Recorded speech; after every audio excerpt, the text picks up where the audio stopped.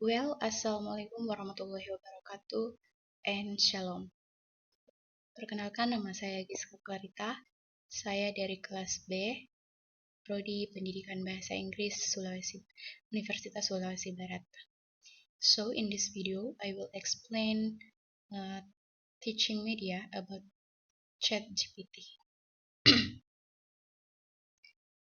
Jadi, apa itu ChatGPT? ChatGPT adalah sebuah model bahasa berbasis kecerdasan buatan atau AI yang dikembangkan oleh OpenAI. GPT adalah singkatan dari Generative Pre-trained Transformer, yang berarti model ini dilatih untuk menghasilkan teks dan memahami bahasa alami. ChatGPT dirancang untuk bisa berdialog dengan manusia, menjawab pertanyaan, menulis teks, dan membantu pemrograman, menerjemahkan bahasa, dan masih banyak lagi. Selanjutnya adalah manfaat ChatGPT. Yang pertama, sebagai asisten virtual, jadi ini dapat membantu menjawab pertanyaan, memberikan saran, atau membantu tugas sehari-hari. Kemudian yang kedua, bermanfaat untuk penulisan konten. Jadi ini berguna untuk membuat artikel, email, caption media sosial, cerita, dan sebagainya. Yang ketiga yaitu membantu dalam pembelajaran dan edukasi. Jadi ChatGPT ini membantu siswa dan guru dalam memahami konsep, membuat ringkasan, dan menyelesaikan soal. Kemudian manfaat yang selanjutnya yaitu pemrograman, di mana ini membantu menulis kode, menemukan bug, dan menjelaskan konsep pemrograman. Dan yang selanjutnya yaitu pelayanan pelanggan. Ini dapat digunakan untuk chatbot otomatis yang menangani pertanyaan pelanggan. Kemudian kelebihan ChatGPT ini, yang pertama merespon cepat dan relevan, yaitu memberikan jawaban secara instan dalam berbagai bahasa dan topik. Kemudian selanjutnya fleksibel.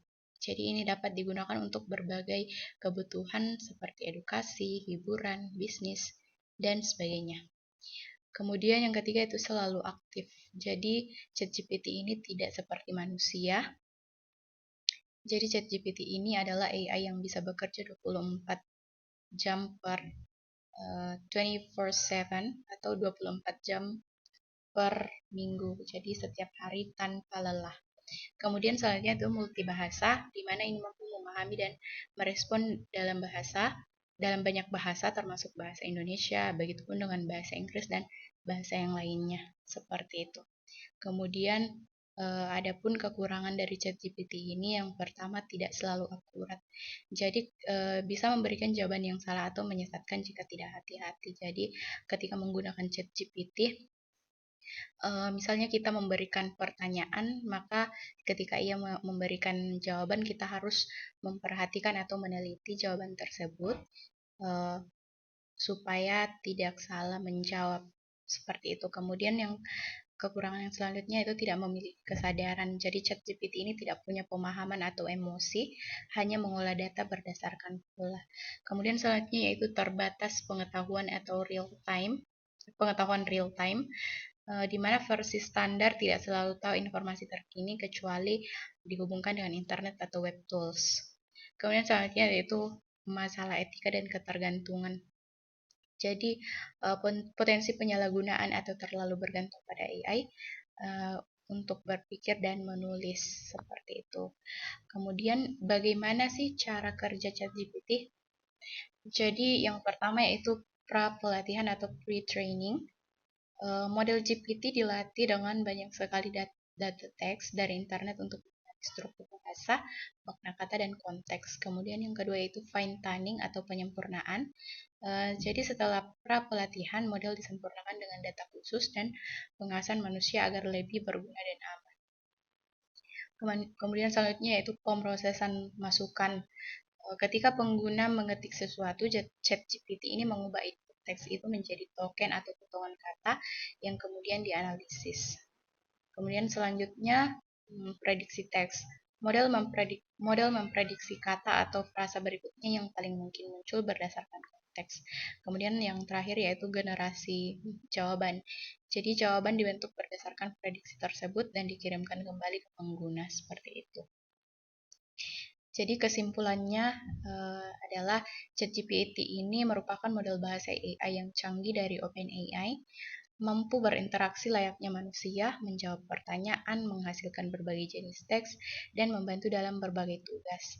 Keunggulannya meliputi kecepatan respons, fleksibilitas, dan kemampuan multibahasa. Namun, ChatGPT juga memiliki keterbatasan seperti potensi ketidakakuratan, kekurangan kesadaran, pengetahuan yang terbatas pada data penelitinya, dan potensi penyalahgunaan etis.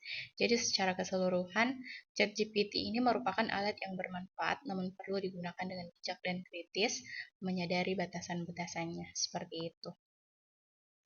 Jadi itu saja yang dapat saya jelaskan tentang ChatGPT ini. Semoga dapat bermanfaat. Kemudian untuk contoh penggunaan ChatGPT akan dijelaskan di video selanjutnya. Baik, jadi sekarang saya akan menjelaskan bagaimana cara penggunaan aplikasi ChatGPT. Yang pertama kita download aplikasinya, kemudian kita masuk. Tampilannya akan seperti ini. Jadi jika kita ingin sesuatu, kita bisa mengetiknya di sini. Misalnya apa yang dimaksud dengan ChatGPT. Kemudian kita kirim. Dan jawabannya akan muncul seperti ini.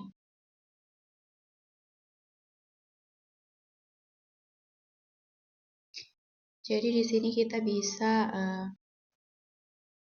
mengirim pertanyaan apapun, atau kita juga bisa meminta ringkasan-ringkasan tertentu seperti itu.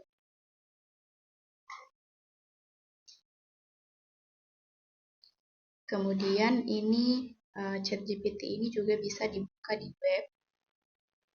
Caranya kita masuk di Chrome, kemudian kita searching ChatGPT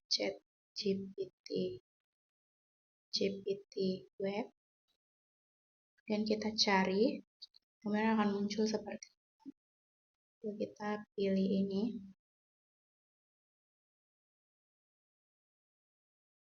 Nah, tampilannya akan seperti ini, kurang lebih sama seperti yang di aplikasi tadi. Kita bisa mengetik pertanyaan kita di sini, kemudian kita kirim. Seperti itu. Jadi itu saja yang bisa saya jelaskan tentang ChatGPT ini. Semoga bermanfaat. Assalamualaikum warahmatullahi wabarakatuh dan shalom.